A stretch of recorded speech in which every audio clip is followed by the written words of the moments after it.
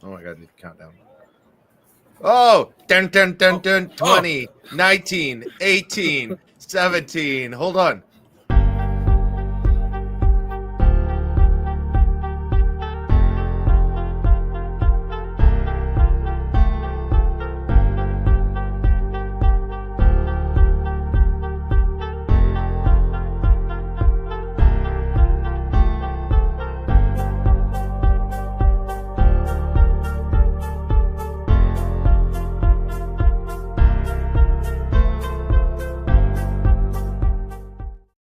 A little bit of a premature beginning. Welcome to After Nebraska Ball. It's time to talk Nebraska basketball. A win today at Pinnacle Bank Arena, 103-72. Nebraska takes down North Florida after an offensive explosion. 11 threes, 45% from three, 58% field goals. Connor Essegian goes 6 of 8 from three-point range, ends with 22 points to lead the scorers, and North Florida puts up 43 threes, makes 14 of them. This North Florida Osprey team, a team that had already picked up wins against South Carolina and Georgia Tech, and had a loss to Georgia that was a little tighter than the one today. And welcome in. I'm Jack Mitchell, by the way, from the I-80 Club. Kaleb Henry next to me, and Kaleb. Wow, burning down the nets today at Pinnacle Bank Arena. Wow. I know a couple of weeks ago we had looked at this game and said that's one to circle. It's right before you get into conference play. You're on a holiday weekend. It can be dangerous. And then Nebraska went on an 18-1 run early, and that was kind of it. It never got to single digits after that run again. And Connor Essegian continues to shoot extremely hot, back-to-back games, getting 6 threes. You have no Berke Buchtengel tonight, but Braxton Mia, 1 rebound shy of a double-double. He put in some good minutes. The first three-pointer of the game that Nebraska missed, they still got 3 points on the possession because Andrew Morgan grabbed the rebound and ended up with a 3-point play. You kind of got all of these little contributions. Obviously, you saw what Connor Essegian did. You see what Bryce Williams and Jawan Gary do. But even when you got late into the game and you still have all of the Sam Hoiberg and Cale Jacobson and Jeffrey Grace scored, like all of those things add up. Really wanted Henry Burt to get that bucket to go in because this is one of those games that you're like, you're 7 games in, but you feel really good right now about getting that many guys on the floor, them playing really well, and that going into the start of Big Ten play, although it's not the end of the non-conference yet because of the 2 December games. Yeah, I assume this is probably in the non-conference portion of the schedule, Kaleb, the best team, I would say, that Nebraska plays at home. Obviously, Creighton and St. Mary's. Yes. At a different level. And some of those teams maybe that they'll see in Hawaii are going to be better than North Florida. We'll see. But this is the best team that they're going to see at home in one of these bye games. And Kaleb was probably the best that they've looked in any of these games so far, I think, tonight. Well, yeah, because they hit it right from the get-go, and it wasn't just one of these kind of like incremental things. They obviously you saw North Florida get their bucket first from actually a guy from Nebraska. So you were either from Nebraska or for Nebraska, and you were shooting lights out tonight. That's kind of the only way that this worked. But they took off right away. And then I think one of the things when you looked at this team, and even with like South Dakota, they kind of kept themselves in it a little bit. Yeah. And Nebraska shot really well. Connor Essegian shot really well. But it wasn't like it was analytically over, like final, where you're just like, oh, no, as long as just neither team collapses, this is going to stay about where it is, about 20 points, and it ends up being a 31-point difference. It was over 5 minutes into the game. That's not the way this team has played. Like even when they've gotten 20-point wins, it's been kind of close, or all of a sudden it's like, well, they cut it to 12 late. This never happened. Nebraska got up and then just stayed up and was able to rotate a bunch of guys in, and you were never in doubt. Like, because normally with these non-conference games and this being kind of like no brands on the other bench, the under 4 timeout is still usually where you start to get that beat traffic alert. Under 8 hit, and people are like, you know what? This one's not even going to be close. Let's see if we can get home a little bit. We'll get in time for the 5 o'clock news. Maybe we can hit a little bit of some later in the afternoon. What other actions on? Who's on today? Who's playing? Who's on for the NFL? Like, I don't think he's putting a season back in. If he's not putting a season back in, we got to get home. We got to get home. Sejan's not going for the 3-point record. He's out. Let's go home. Is this okay? I don't want to overreact to 2 straight, near 100-point games, but like, have we finally hit what we expected the Fred Hoiberg offensive experience would be like? Here, I know he's kind of shifted styles based on what the roster is. Is it too early to say, or is it accurate to say based on just a couple of games that this is? So far this year looks most like the Fred Hoiberg we kind of imagined from Iowa State in that style. Yeah, and there's got to be some middle ground. Because think about it, Nebraska's either shot like 35% or tonight 58%. That's true. Like there's got to be some middle ground. But within that middle ground, you're right. They don't have the shooters to do this regularly. But within that middle ground, take tonight for instance, there's 31 points of difference to find that middle ground. So what is it? Still a 20-point difference? Because defensively, you still held North Florida under 40% shooting. So I think the identity that Fred Hoiberg has shifted to is still there. But what's happened over the last couple of games is the offense has helped you progress to the mean because they were shooting so poorly over the first 5 games, and the last 2 games shoot so well. It's like, well, yeah, that average makes more sense now where things are because of this shooting. But this tells you if you can get hot, and Connor Sejan is the one that I think we all tabbed as he's got to be the one to get hot because he's that 3-point guy. He's bigger than Casey. He plays better defense than Casey, and that's going to be the comparison all year. What is your replacement for Casey? And if it does come down to one person, what does Connor Sejan do? I know we wanted to replicate him, recreate him in the aggregate, but what Connor Sejan is doing right now is surpassing what Casey brought in terms of total production last year. Now, here on the other side of the ball, though, Jack, 43 attempted threes for North Florida. We saw 41 in the opener. We saw, 42 or 43 from Creighton. Nebraska is doing a good job of plugging up the middle and making it so that you have to shoot threes, and someone is going to have to go ballistic from deep to really play with this team, especially if Nebraska hits like they were hitting tonight on offense.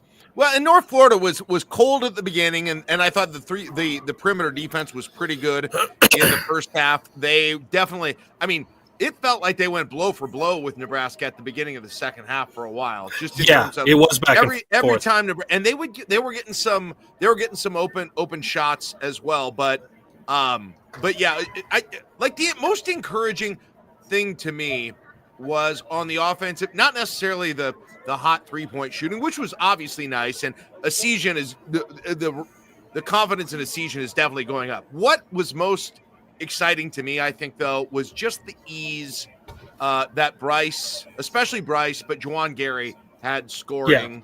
Going in, get the ball in their hands. Man, they looked like they felt like they could get pretty much anything they wanted, and they usually did. Like they were really efficient in terms of this. I'm going to go back and look at Bryce's numbers for the night. He especially was that way. Let's see. He was 6 for 11 on field goals, 2 for 5 from threes, ended up with 17 points. Juwan Gary was 7 for 12 field goals. He did take 4 threes, 1 for 4 3-pointers. So he only missed 3 2-pointers, and he had 18. I thought you could just sort of feel the veteran calm presence from those guys in this game offensively during this. Yeah. And even when you look at the 4 threes that Gary took, I wouldn't really qualify any of those as bad shots because one in particular I know that he missed. I said it to myself at the time. That's a shot that both teams want to be taken because North Florida had gone to the 1-3-1. And anytime a team goes to the zone, what do? You got to shoot them out of the zone so they go back to man-to-man. Yeah. And if you're in that 1-3-1, what are you saying? We want to make sure you're shooting something from the outside. And so Juwan Gary takes a wide open corner three. It rims out. But I was like, that's exactly what you want out of this offense. You spread them around. You got a wide open three-pointer for Juwan Gary. I don't even care who it is in the corner. Braxton Mia could have the ball. And if he's that wide open in the corner for a three, Josiah Alec last year, I don't care. I don't care. If you're in that situation, I don't care who it is in the corner. Let them shoot the ball. Yeah. No. I'm going to let them shoot the ball. We have one exception. Just the one. The one that you mentioned. Yeah, Braxton. No. Okay. A couple of comments on the zone from our Discord. By the way, we take live comments during After Nebrasketball from our Discord I-80 Club members. And if you ever want to do that, be a part of that. It's a great community. And you get immediate access to all the I-80 Club shows. Just go to patreon.com/I-80 Club. DW has some good comments in here. He said Bryce and Connor combined for 39 on 21 shots. That'll do in terms of efficiency. That gets to what I was saying before. That's kind of what I was trying to get to there. And he said Raleigh carved up the zone when they tried to go to it. You mentioned that too, Caleb. You know what was interesting to me? And they missed. Morgan missed a couple of shots when they went to zone. Essesian had that one turnover when they went to zone. That said, I thought it was – I've seen a lot of this team, when teams will go to that zone at the end of a half or something like that, just feel like they don't know how to attack it. They don't know. And today I did not feel that at all. It felt like they and I think Nick even said this during the broadcast, is that they spent a ton of time working on zone in practice. They expected to see it. Like, they looked ready for it in a way. I don't know that I've seen them under Hoiberg so far. Yeah, North Florida's 1-3-1 has been pretty good. They went 2-3 for a while. And literally the first possession that they went 2-3, it was matched up really well that it could have been confused for man. And if you're confused deep enough into the shot clock, that can create some issues on getting a good shot that possession. But they called it out right away. Yelled it out that they were in zone and went and got a good shot. That 1-3-1, as soon as they got to it, Raleigh does a good job of managing it. They got everyone kind of into the positions. There was one possession where Fred did have to walk up the sideline and tell Gavin Griffiths to come out a little bit because he was just straight up on the wing. And in a 1-3-1, you're not making anyone move if you're straight up on the wing. Like, they're going to guard you very easily. So he got him to come out a little bit. And that's actually the one that I think Juwan got the wide open three in the corner for. So this team did a good job when the adjustment went to zone because they were dominating the man-to-man. Like, North Florida had to go to a zone to try to get something out of it. Yeah, that's what I was getting to. Bryce, I mean, when they tried, they couldn't they didn't have anybody on that team who could guard Bryce, right? Right. Thank you. Anyway, it's Jacob Bigelow. There's my rousing introduction. I was going to say, I actually asked PBA once Bigelow goes live on After Nebrasketball if you guys could just sound the horn so our listeners know now's the time to start listening. We would appreciate that as Jacob Bigelow joins us. Bigelow, welcome. How you doing, man? I'm doing well, fellas. It's the same culprit that was making noise on the court after the last time we were doing this. It's the same guy. I wanted to get some shots up, but that's still a rousing intro. And 103 points. I was doing a deep dive after the game, trying to find the last time they scored 100 in regulation, because people immediately went to that 4OT Big Ten ACC NC State disaster. But I just remember Trey McGowan's angrily scootering down to the end of the floor that's what I remember most about that game was the little in a weekend full of scuffles. I remember that scuffle and Trey McGowan's angrily riding his scooter down the other end of the court. Nobody was complaining about sportsmanship then, were they? No, never. Weird. And then I was reminded that in the 2020-21 season, they scored 100 points in regulation twice in a season where they won 9 games. Two of those 9 wins they scored 100 points in regulation. Once against McNeese in the opener, and the other against Doane, not in an exhibition game, but in a regular season game. Wait, they played Doane in a regular season game? Yes, they did. The COVID year was weird, Jack. The COVID year was weird. Okay. Weird. By the way, I have an echo from one of you. I don't know where that's coming from exactly, but I'm hearing that. Well, I found one in 2018. I actually found one in 2018. I thought was the most recent one, but apparently I'm wrong on that. That was against Mississippi Valley State. You might remember that one, Bigelow. 106-37. First regular season game of the year in 2018, 2019. You remember that one? I remember that one pretty vividly. I was about 100 yards that way filming that game as a student manager. So I remember that game pretty vividly.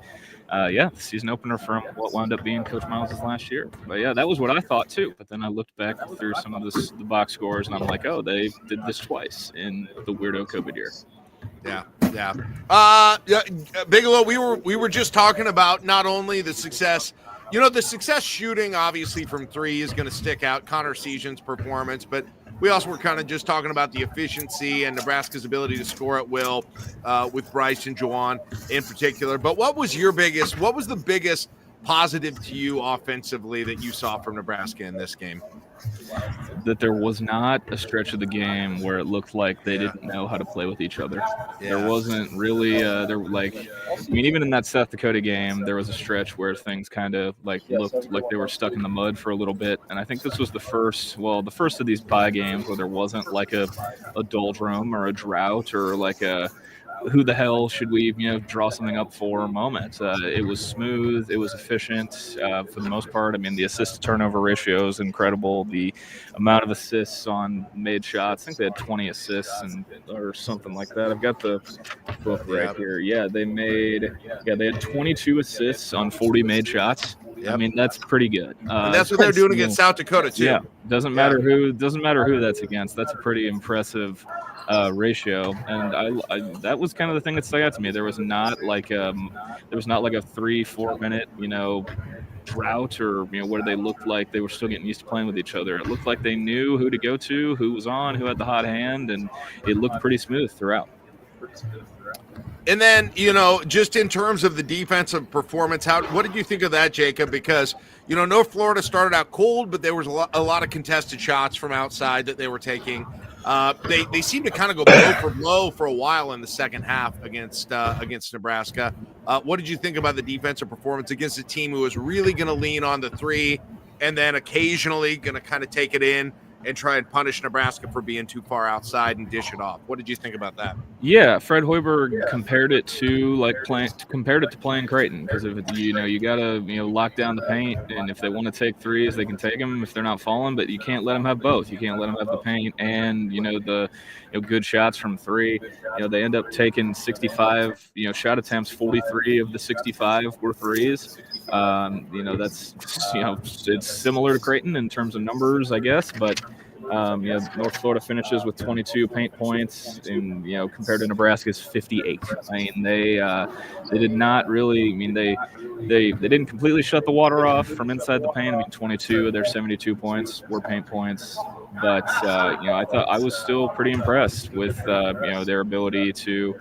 I thought their closeouts were better tonight than they were against South Dakota. I thought they had more of an edge, on the defensive end. They were, it was kind of all business on both ends, obviously, as evidenced by a 31-point win. But I mean, North Florida gets they open the game with a three from Nate Litteris, and then Nebraska immediately went on an 18-1 run, and they never looked back. They made a couple pushes, but the result was never really in doubt. Yeah, I think it was a lot like playing Creighton, but way harder.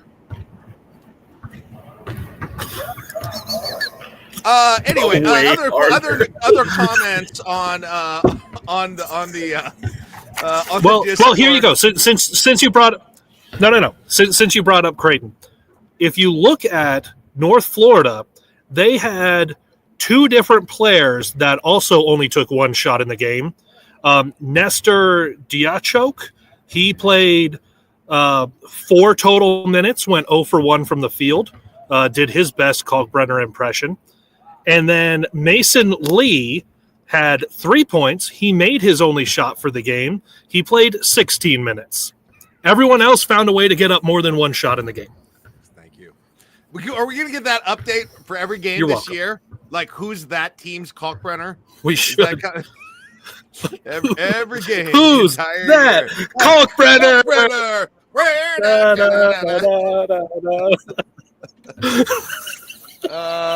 Okay.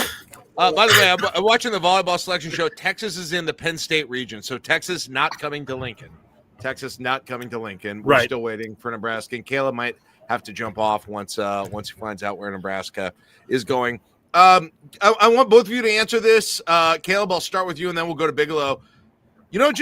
So what is it? 6 games into the year, whatever it is, 7 games into the year.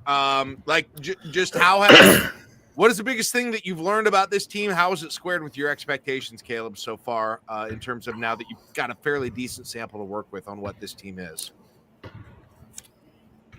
I think it's pretty in line with what my expectations were. We knew it was You're positive, the team that on paper was going to be better defensively. They were going to be bigger overall. So you were hoping that was definitely going to be better defensively, better rebounding.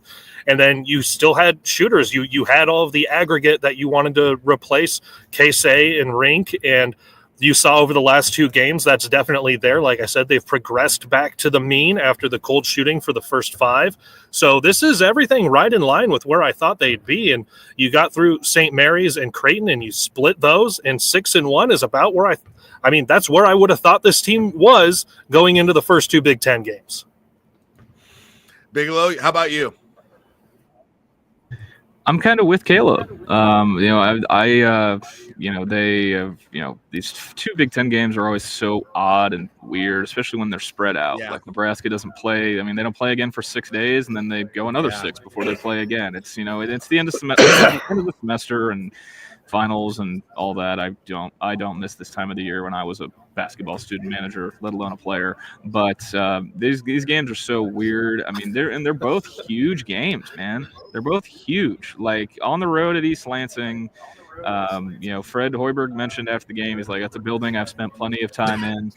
My son played there. I've been to plenty of games at the Breslin Center. I know what it's like when it can, be rocking.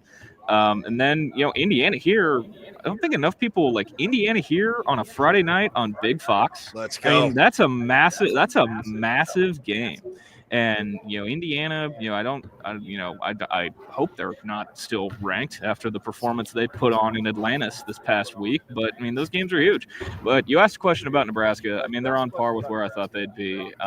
They're still, I think, working toward their final form because it's still December after all. But, I mean, all the guys, everybody is, looked the part to the extent that I thought they would. There have been, multiple games with 4 or 5 guys in double figures, it feels like, and they're a really balanced group. And so far, I mean, one non-con loss at this point was kind of where I thought they'd be too. So it's kind of on par. Yeah, there's going to be a lot of excitement building for that Michigan State game, and we are going to do our After Nebrasketball show for the Michigan State game. We didn't have that on the original schedule because it was a TBA time for a while. It also is obviously the same day as conference championships, but football season's kind of over now in a lot of our minds for the time being. So we will do that. That's an 11 a.m. game.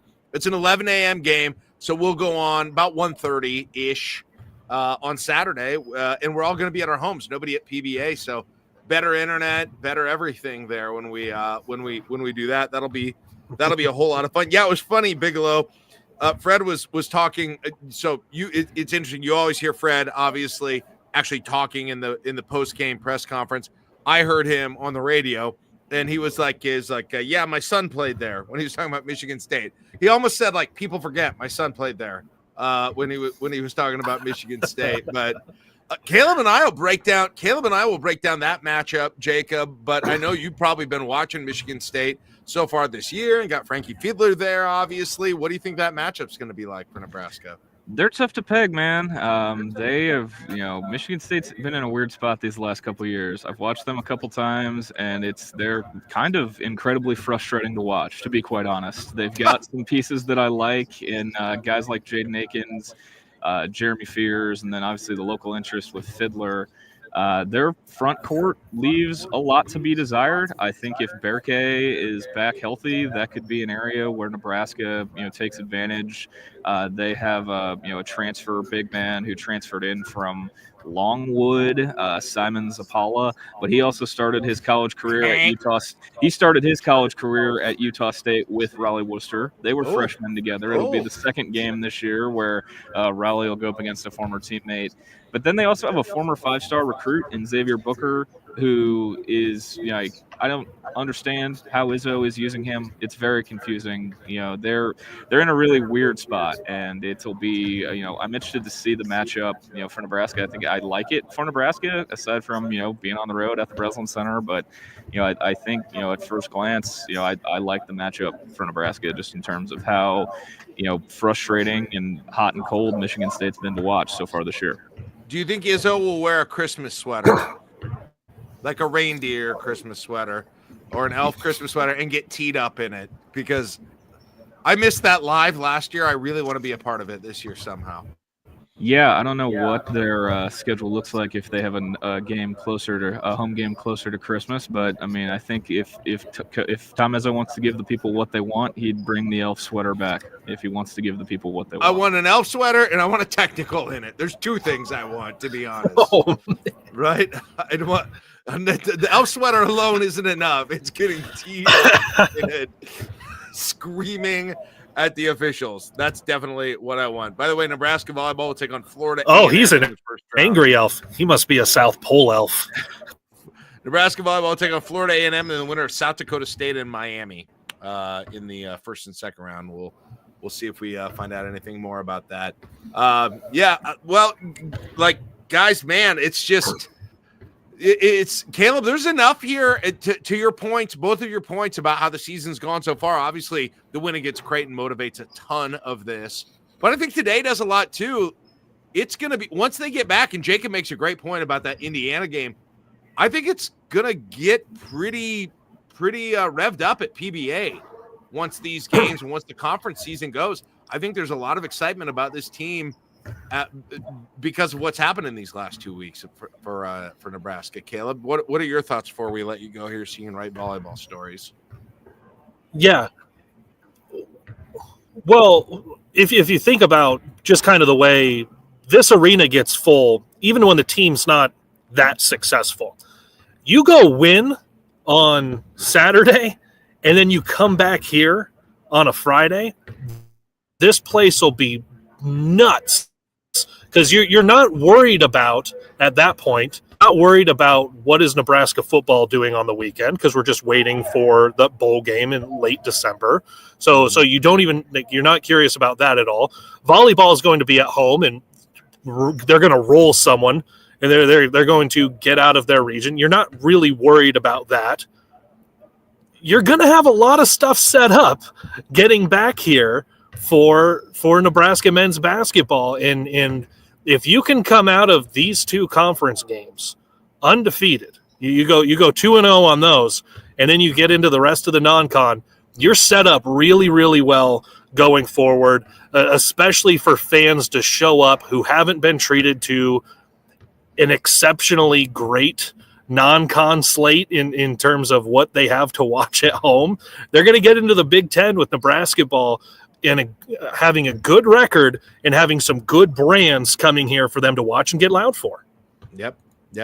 By the way, a couple of comments on the Discord, and I heard Fred or Kent say this on the post-game show, but they said no students. Does Michigan State get an entire week off for Thanksgiving, or what's the deal with that? No students at the Breslin Center on Saturday, or not in regular session. I don't know what that is. Do you guys have any idea what that is or not?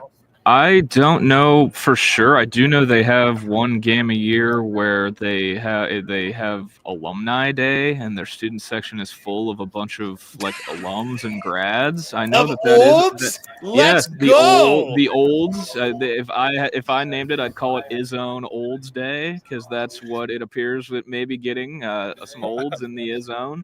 I know they do that once a year. I'm looking at their schedule right now. I'm looking at the academic schedule for Michigan State, which I've normally memorized at the beginning of every academic year, but classes end for fall semester on December 8th. Oh, Yeah. So they're done. Yeah. So they're done. So final exams are happening. Final exams start December 9th. I don't know. I don't know. I don't know. That's weird. Is that right? Is that truly right? Here's another example of like schedules being weird this time of year. I mentioned Nebraska, having the 2 games 6 days apart. Yeah. Michigan State goes to Minneapolis on Wednesday night, and then they come home to play Nebraska. Indiana, on the other hand, has 3 more basketball games before they come to Lincoln. Really? They have 3 more games. They play 2 at home against Sam Houston and Miami, Ohio, and then they play Minnesota as well before they play Nebraska. Yeah. But schedules are weird this time of year, man. There are a bunch of Big Ten games already in the middle of this week, which I didn't even realize until during this game. They put the schedule up for them, and you're right, Michigan State going to Minnesota, which is a game I assume they'll win there. But I just want to go through here the other ones that are coming up here during the beginning of the week. Like Tuesday, you've already got a conference slate on Tuesday, guys. You got Northwestern at Iowa. You got Michigan at Wisconsin. That'll be a good game. That's 8 o'clock on Peacock, which I canceled, and Washington at UCLA. So I'm going to Bigelow's house to watch that one. So there you go. Kaleb just dropped out. And he didn't tell us, but he's dropping. It's volleyball time. So It's volleyball time. Chat. It's volleyball right It's volleyball time. So we're still waiting to see who the other top ranked team is. Real quick. Wave. But okay, thank you, Kaleb. I appreciate it. Sorry I didn't go to you. I was too interested in Bigelow. Bigelow, give me your initial quick thoughts here on the Big Ten with what you've seen so far. Is it still kind of the way that we thought it was in terms of this huge jumble in the middle of the conference, or is the early season results kind of cleared that up for you a little bit? I think the whole thing could be a huge jumble. I think the whole damn thing could be a jumble, just based on what I've seen. I mean, it's completely different because I don't think there's a dominant team. Like there isn't a 7'4" Death Star in West Lafayette that everyone's going to be looking up at this year. And Purdue is still really good, and Nebraska has to play there, and that's the one arena in the league Nebraska has not won in. That's the one left. The one arena they've not won in is Mackey. But the top of the league, Purdue's looked okay. I don't think they've looked great by any means. Illinois, I think, is better than I thought they would be. The surprise team is obviously Wisconsin. They've overachieved and then some, in my opinion. They're definitely, Dennis Green, the opposite of the Dennis Green. They are who we thought they were. They are not who I thought they were, and that is in part, due to what they've gotten from Omaha Central. John Tanjay. Is that the big reason? I haven't seen him yet this year. I mean, he's been on a heater, man. He's had multiple 25+ point games. He was national. I think he was the national player of the week, the Big Ten player of the week. I mean, he has been on a different level, and it's been really impressive. Considering he was initially committed to New Mexico, and Wisconsin kind of swooped in at the 11th hour and got him to flip his commitment. And he's been one of the best, not just portal guys in the country. He's been one of the best, scorers in the country by far so far this season. And then I think last night, watching Oregon beat Alabama. I think Oregon. I think Oregon's pretty good. Dana Altman's got himself a team, and I think there's you can split the West Coast editions into groups of 2. The 2 that I think will be near the top, Oregon and UCLA, and then USC and Washington kind of. I think we'll be on the struggle bus a little bit, along with Minnesota toward the bottom of the conference. But there's still quite the jumbled up mess, I think, from top to, probably the bottom 3 or 4 that, won't be in the conference tournament in Indianapolis. I think everything between, everything above those guys is quite the jumbled up mess. Tuesday, Northwestern at Iowa, Michigan at Wisconsin, Washington at UCLA. Wednesday, Ohio State at Maryland, Michigan State at Minnesota, Oregon at USC. Thursday, Purdue at Penn State. That might be interesting.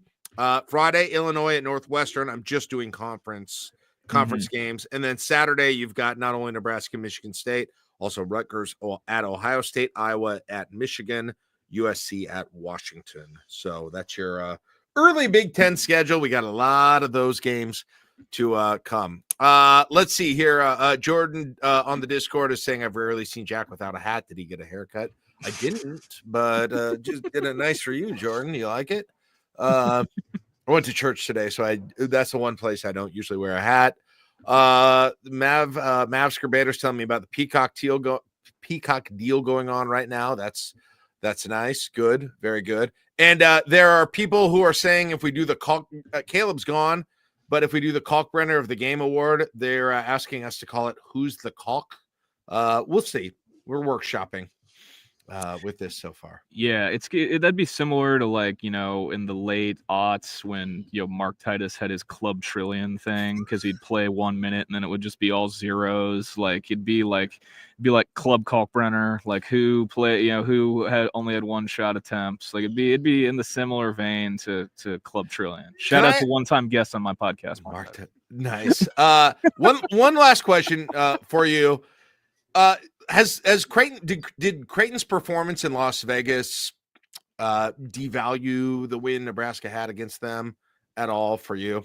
No, not really. Volleyball news: Wisconsin is the 2 seed in Nebraska's regional. By the way, baby. Not what we wanted. Yes, the other quad is includes Wisconsin, Colorado State, Texas A&M, Arizona State, Georgia Tech, and Tennessee. So that is the volleyball news.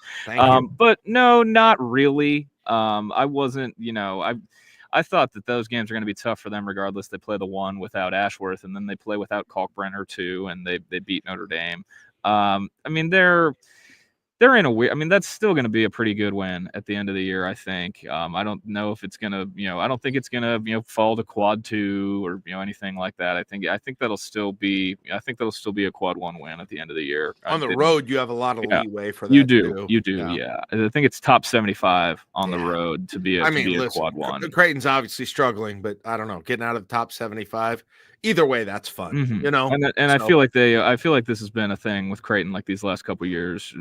They've started slow and then they round into form and they figure. Of course, same thing 2 years ago after Nebraska beats them, right? They were had a rough stretch and there was the mono and I saw Kalkbrenner was out against Notre Dame at the end too. So we'll see what happens with that. But yeah, Nebraska probably needs them. And St. Mary's got like a really impressive win. They blew out USC and then they lost. And Jacob, now I'm forgetting who they lost to. They lost to Arizona State in the final of a weirdo did that surprise in Palm Springs. A little. That USC result probably meant more about USC in my book. I don't think they made a 3 in that game. I think they went over from beyond the arc. USC is a weird group because I like Musselman, but he kind of played a game of how many 6'6" guys can I put on one roster in the portal, throwing that team together. I'm serious. If you look up their roster, like all of them are 6'6", or at least listed at 6'6". But St. Mary's, I think that'll be. I don't think that's going to be like this dark cloud hanging over Nebraska. It's going to be like you wanted that one, obviously, really badly, but you made up for it 5 days later, with the win in Omaha. And I think St. Mary's is going to be still a really well thought of team, when it's all said and done. But they had quite the back-to-back with those 2 results. Bigelow, the thing with St. Mary's is once you get to January, it's just really the Gonzaga games for St. Mary's, right? A little bit, yeah. There's some other solid, programs in that league that are, that have been okay these last couple of years, like, but those 2 Gonzaga games are definitely the main events on their schedule once you get into league play. Sure. Yep, for sure. All right, great stuff, Jacob. Thank you, everyone, for watching tonight. Couple things I want to mention again. We are going to do a post game for the Michigan State and after Nebraska ball for the Michigan State game. We were kind of a TBD on that, but we decided to go forward with it. So we will do that. That'll be next Saturday when they play. That's Nebraska's next game, as Bigelow was talking about. They got quite a bit of time off here. That's an 11 a.m. tip Central in the Breslin Center at Michigan State. So it'll be about a 1:15, 1:30 start from us afterwards. So hang on. The way to know when we start is we wait for the radio broadcast to finish everything they're doing here. My employer, KLIN, so we do that. And then we get on after that. The other thing to mention, too, is if Caleb's not here to show his nice shirt, but we got a bunch of the merch here with Brasketball. I know Jacob was impressing with it at Friendsgiving absolutely a week ago.